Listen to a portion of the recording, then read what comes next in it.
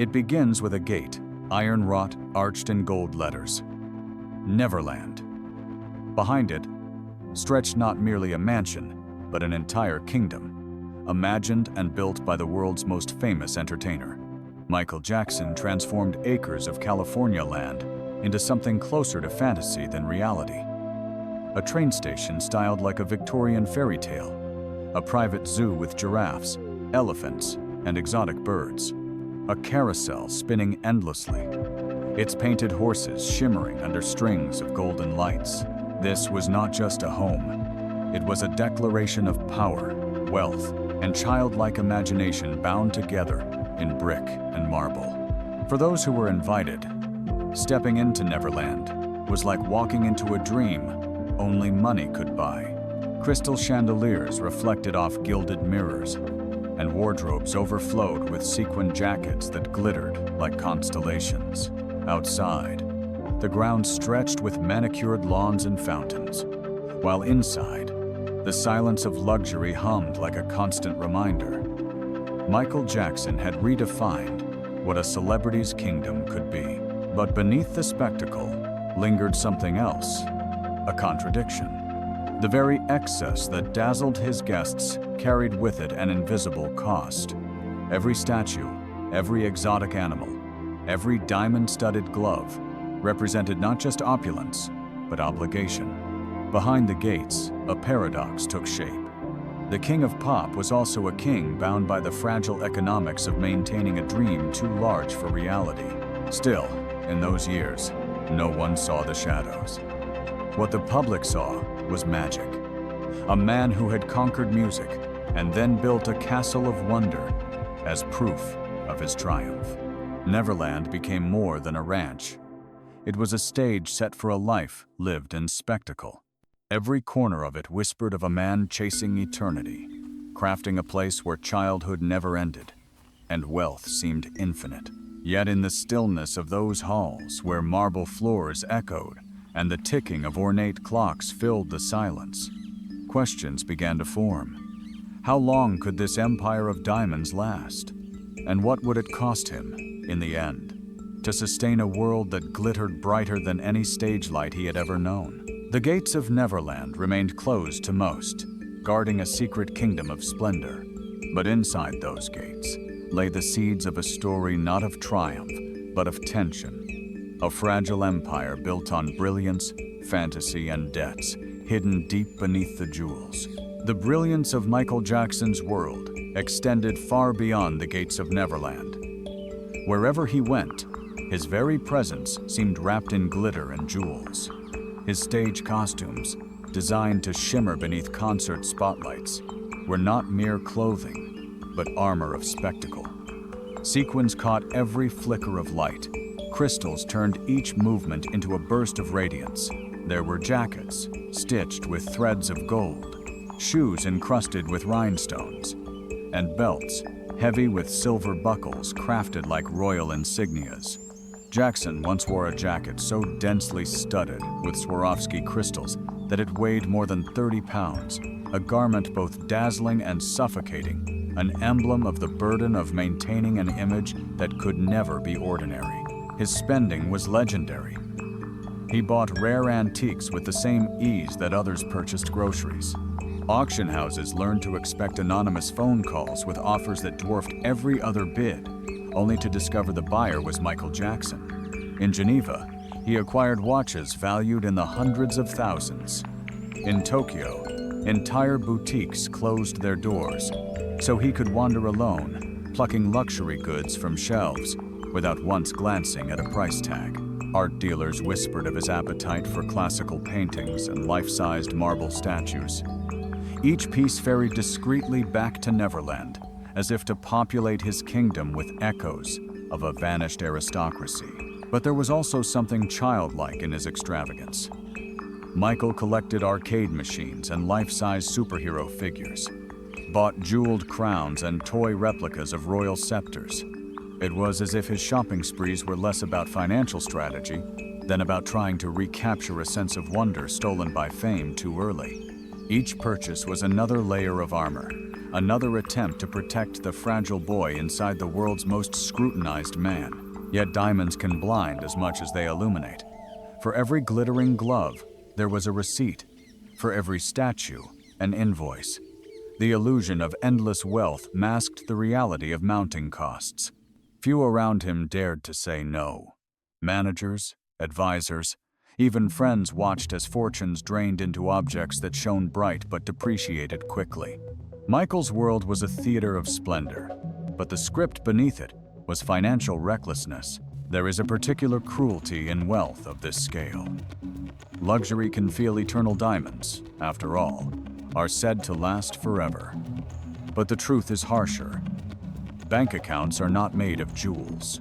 The image Michael Jackson curated was priceless, but the lifestyle that fed it carried a price tag beyond even his enormous earnings. The king of pop was becoming a king of illusions.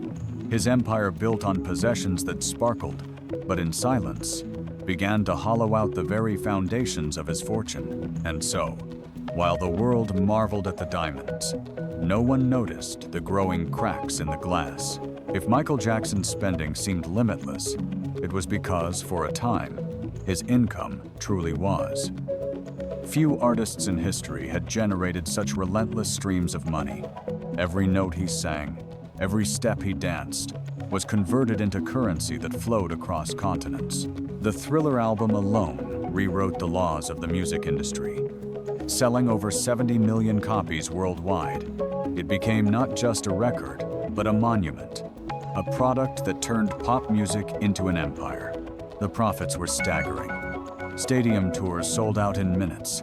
Merchandise tables buckled under the weight of demand, and television networks paid millions just to broadcast glimpses of him. In 1984, the Victory Tour grossed more than $75 million, an unheard-of figure for its time, cementing Jackson's reputation not only as an artist, but as one of the most lucrative brands on the planet. The real fortune, however, came not from sequins or stadiums, but from something quieter, more enduring: publishing rights. In 1985, against all expectation, Jackson purchased ATV Music Publishing for $47.5 million. Hidden inside that acquisition was a treasure chest, the entire Beatles catalog. It was a move both brilliant and brazen. A young pop star buying the very songs that had defined the generation before him. Critics scoffed at the price, but the catalog soon proved to be one of the most valuable assets in the entertainment world, generating tens of millions each year. This was the paradox of Michael Jackson. Behind the dazzling costumes and the surreal indulgences, he was also a shrewd, almost visionary businessman. His advisors whispered about other investments, shares in amusement parks, film projects, even rare real estate properties, all woven into a web of holdings that made him not just a performer, but a global financial force. And yet, the money machine demanded constant fuel. Fame had turned him into a corporation, one where concerts were no longer performances, but financial engines. Tours became obligations to balance the books, and the brand of Michael Jackson had to be protected like a fragile dynasty.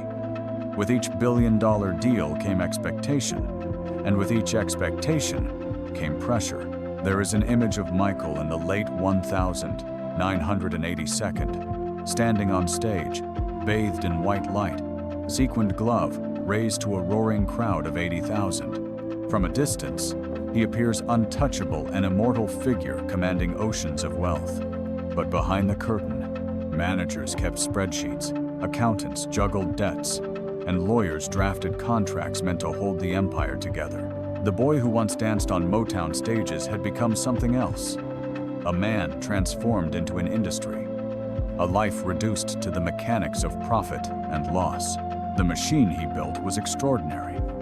It made him one of the richest entertainers who had ever lived. But machines, even the most powerful, are not eternal. They grind, they rust, and they require care. And when the engine of fame begins to strain under its own weight, even the richest empire can collapse. For all the glittering light Michael Jackson cast upon the stage, shadows followed him into the quiet spaces of his life.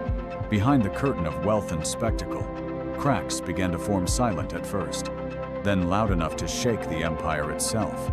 The truth was that Neverland and the diamonds were not merely expenses, they were drains relentless and insatiable.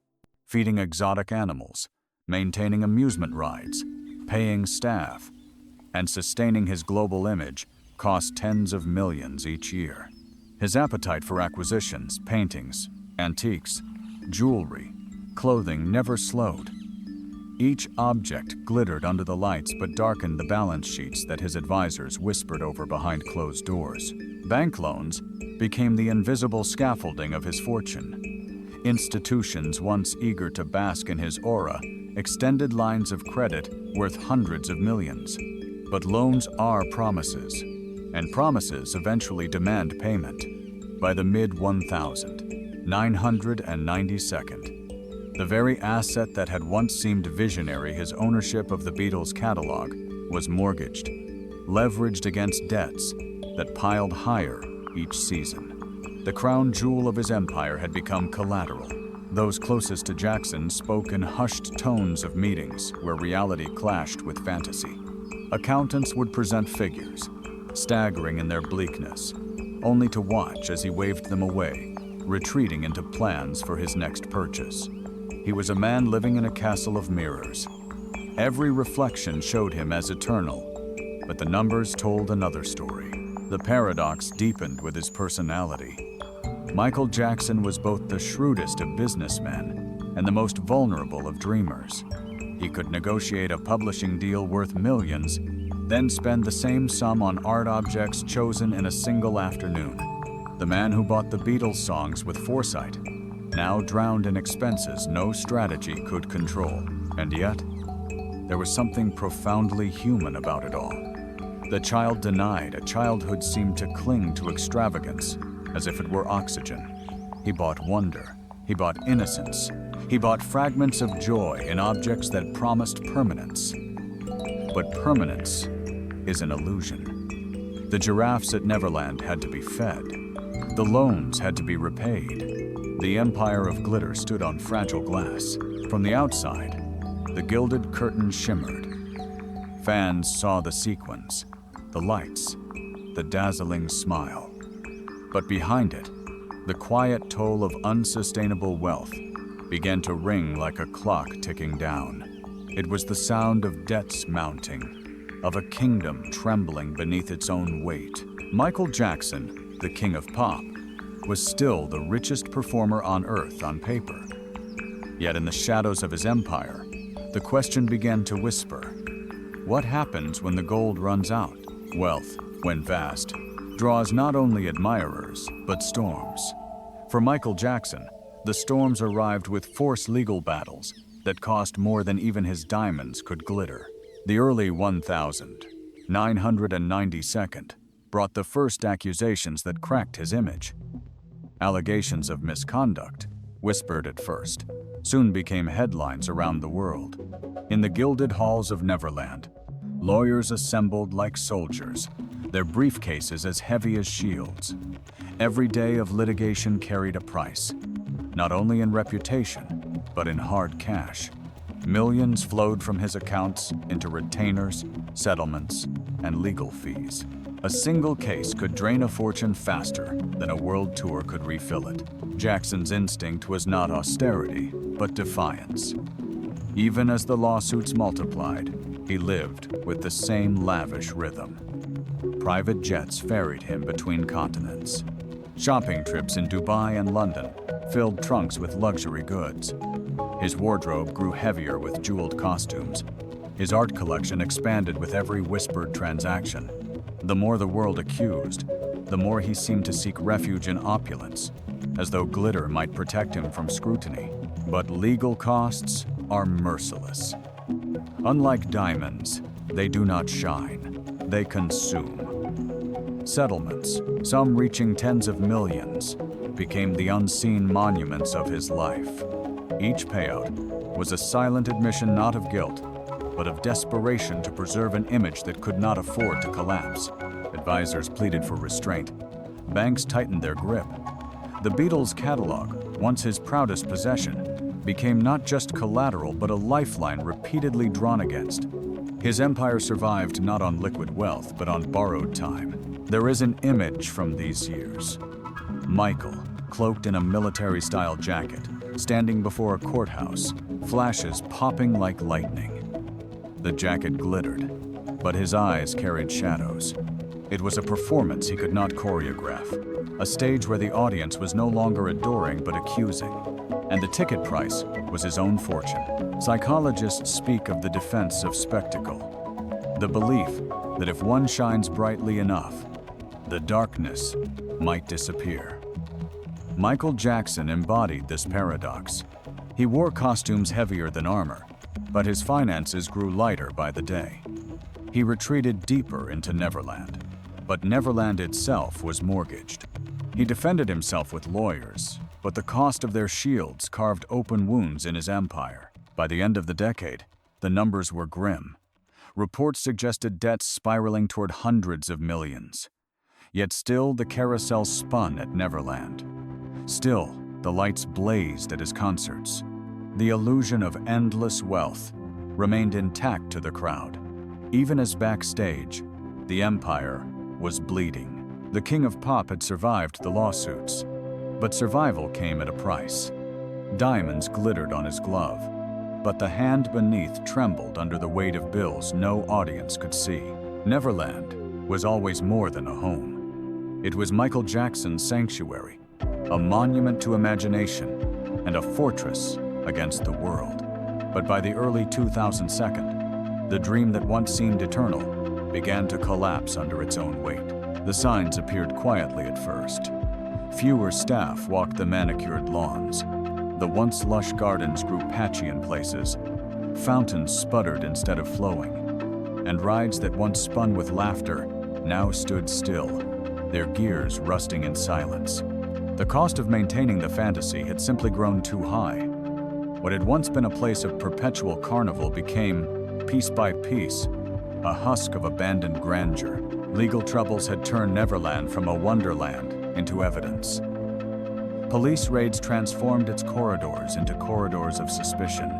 Rooms that had once glowed with chandeliers and children's laughter were photographed, searched, dissected by strangers' eyes. The sanctuary was breached, and with it, the illusion of safety shattered. What was built to keep the world out now became the very place where the world intruded most brutally. But even beyond scandal, the economics were merciless. Estimates put the upkeep of Neverland at nearly $10 million a year, feeding exotic animals, maintaining staff, repairing rides. It was a miniature kingdom requiring the treasury of an empire. As debts mounted, creditors circled. In 2008, the unthinkable occurred. Neverland faced foreclosure. The gates, once symbols of power, now bore notices of financial collapse. Neighbors remembered seeing trucks hauling away treasures. Statues, paintings, arcade machines, all packed and sent to auction houses, where pieces of the dream were sold to the highest bidder. In glossy catalogs, items that once filled Jackson's private world appeared alongside cold price tags. Bronze sculpture of a child reading, $15,000. Arcade game, $2, $500. It was as if the magic of Neverland had been disassembled into commodities, its soul scattered across collectors' shelves. There is an eerie silence that hangs over abandoned places, and Neverland was no exception. Tourists peered through its locked gates, seeing only a faded sign and weeds creeping between cracks in the pavement. The kingdom that once symbolized unending wealth had become a ghost estate, a reminder that even the brightest dreams can darken when money runs dry. Symbolically, the collapse of Neverland was more than financial. It was personal. Michael Jackson, the boy who never grew up, had built his identity into its walls. When those walls faltered, so too did the illusion of eternal childhood and boundless riches. Neverland's fall was not just the loss of a property, it was the collapse of a persona, a revelation that behind the glitter, Michael Jackson was not untouchable. The King of Pop still lived, but his kingdom had turned into an echo chamber of debts, lawsuits, and memories. And the world, once charmed by the gates of Neverland, now looked upon them as a symbol of ruin. By the late 2002, Michael Jackson's life had become a fragile balancing act between legend and liability, between the image of a global icon and the financial reality of a man drowning in debt. The numbers were staggering. Reports placed his obligations at more than $400 million. Creditors circled like vultures. Even the crown jewel of his empire, the Beatles' catalogue, was no longer fully his, leveraged and shared with corporate partners to keep his world afloat. And yet, he remained haunted by the same paradox. In public, the spectacle continued. Jackson spoke of grand plans, of new performances, of redemption through art. The very stage that had made him rich was now his last hope of salvation. In 2009, the world heard the announcement. This is a tour meant to restore his finances, pay his debts, and prove to millions that the King of Pop could rise once more. But behind the press conferences and rehearsals, the desperation was palpable. Witnesses described a man both fragile and determined, rehearsing until exhaustion, his body trembling under the strain. He was no longer the tireless dancer who had moonwalked into immortality. He was a man pushing against time, against age, against the looming specter of financial ruin. This, as it was, more than a concert, it was a gamble. If it succeeded, debts might be erased, and his kingdom reborn. If it failed, there was nothing left. The pressure was unbearable. Layers of advisors, promoters, and creditors all depended on him stepping onto that stage. Each ticket sold represented not just a fan's devotion, but a promise of repayment. Each rehearsal carried the weight of millions in expectations. His empire no longer stood on diamonds or publishing rights. It stood on the fragile body and spirit of a man who could no longer escape his own myth. Symbolically, it was as if Michael Jackson himself had become collateral. He had mortgaged his health, his energy, even his privacy, to keep the empire alive. And those close to him saw it. The exhaustion, the dependency on medication to sleep, the quiet moments where his eyes seemed lost in a world far away. There is something profoundly tragic about these final days. The boy who once moonwalked across stages with endless vitality was now rehearsing through pain, pushing his body past its limits, trying to summon a miracle, not just for himself, but for the empire that clung to him. The wealth, once a shield, had become a chain. As June of 2009 approached, the rehearsals intensified, the spotlight grew harsher, and the stakes could not have been higher. The King of Pop was preparing for one last coronation. But beneath the bright lights, the shadow of debt and desperation lingered like a silent countdown. The empire of diamonds had turned to dust, and the king stood alone, carrying the unbearable weight of his crown. On the 25th of June, 2009, the world stopped. News broke that Michael Jackson, the King of Pop, was gone.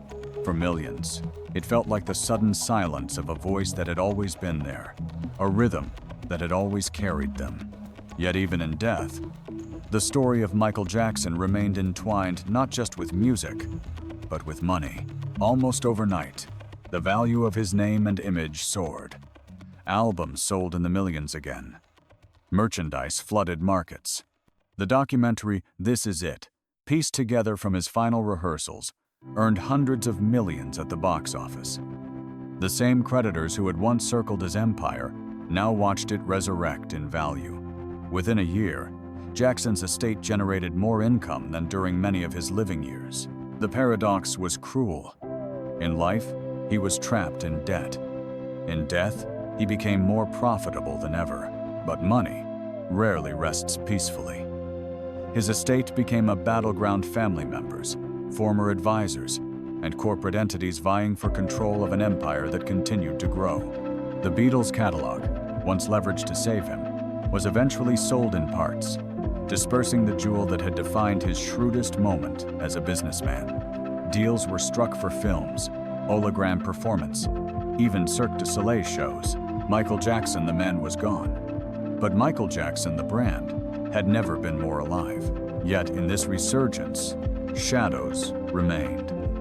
Fans wondered, how could someone who generated billions die with such crushing debt? What does it mean when the greatest entertainer of all time leaves behind not just music, but a maze of lawsuits, foreclosures, and collateral?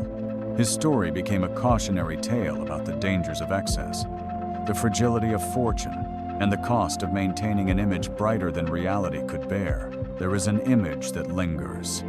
The gates of Neverland, empty and locked, their golden arch still spelling Neverland. Once a kingdom of fantasy, it now stood as a monument to impermanence. For all the diamonds, all the illusions, all the music that shook the world, the truth was simple. Even kings are bound by time, debt, and mortality. And yet, perhaps that is Michael Jackson's ultimate legacy.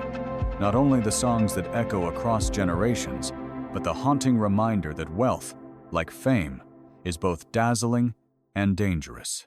His empire of debt and diamonds remains a mirror, reflecting both the brilliance and the tragedy of a man who tried to live forever in a world that never stops counting.